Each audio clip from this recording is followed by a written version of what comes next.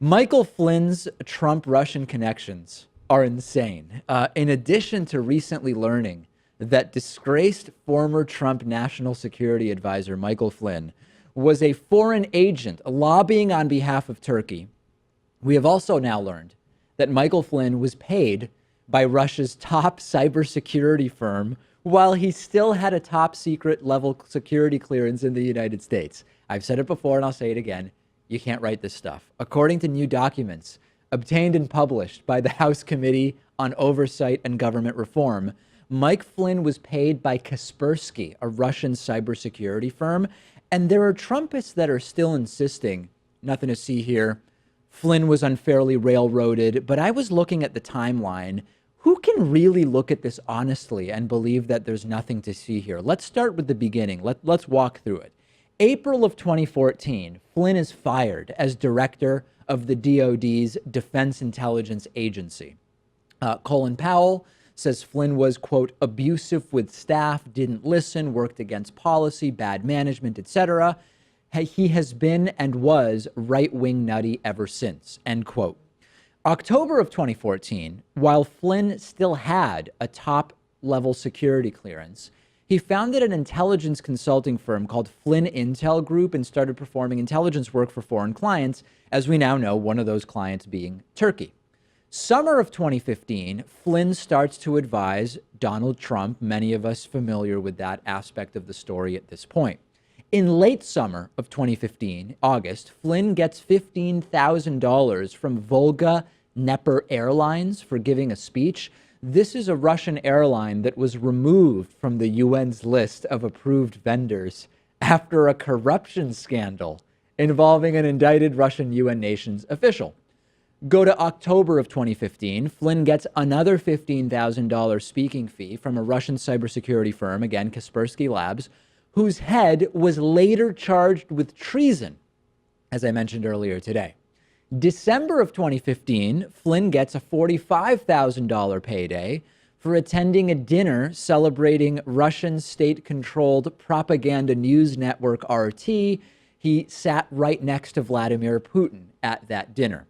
From August to November of 2016, Flynn was paid $530,000 to help the Turkish government investigate a coup. This revelation came to light in the last 10 days or so. And in August of 2016, Flynn started showing up at the classified intel briefings with Trump. Again, remember, he was a registered foreign agent at this point. November 8th of 2016, Flynn writes an op-ed in The Hill called "Our Ally Turkey is in crisis and needs our support." Of course, that didn't disclose that Mike Flynn was being paid to help lobby on Turkey's behalf. November of 2016, Flynn meets with the Austrian extreme right-wing party leader who signed a cooperation agreement with Putin. The next month, the Trump team denies that the meeting occurred. Of course, we now know that it occurred. Cut to Inauguration Day. Flynn becomes National Security Advisor to President Donald Trump. Just a month later, in February, Flynn leaves his office after it's uncovered that he lied about his communications with Russia during the election. And most recently, in March of 2017, Flynn filed papers acknowledging that he worked as a foreign agent in 2016, representing the interests of the Turkish government in a dispute with the United States. There are people who would look at this, Pat, and say, David, that's not only sketchy, we need to investigate whether this man is a bona fide traitor. Not everybody would say that, but what is not deniable at this point is that this is more than mere details on the fringes, and also that this is only one of the people involved with Trump that has this type of thing in his past. We've got former Trump campaign manager Paul Manafort. Remember, he resigned in shame when it surfaced that he was being looked at for potentially receiving illegal payments for Russian involvement. He now is reportedly wanted for questioning in a Ukrainian corruption case. It's bad. Who can look at this objectively and say nothing to see here, folks? And notice that these are people in Trump's inner circle. It's not like it's the deputy chairman of some RNC state organization somewhere.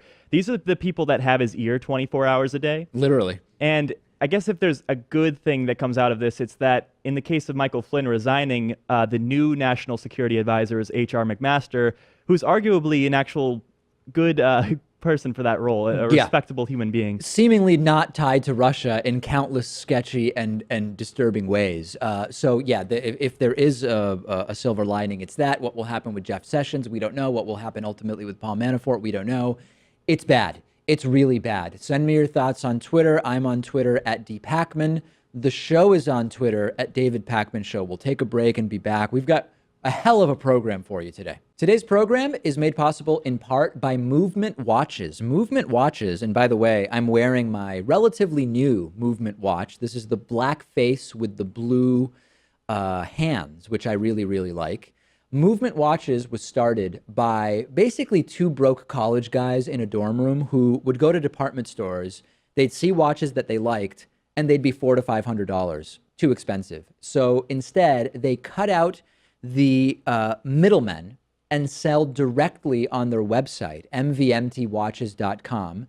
And as a result, watches start at just $95. They've sold over 500,000 watches at this point, and people really like the watches. Everywhere I go with both this watch and the other one that I have from Movement Watches, people immediately look at it. I can tell when I'm talking, people start looking at the watch, and whatever I'm saying, the next thing they say is, "Where did you get that watch? That's really cool."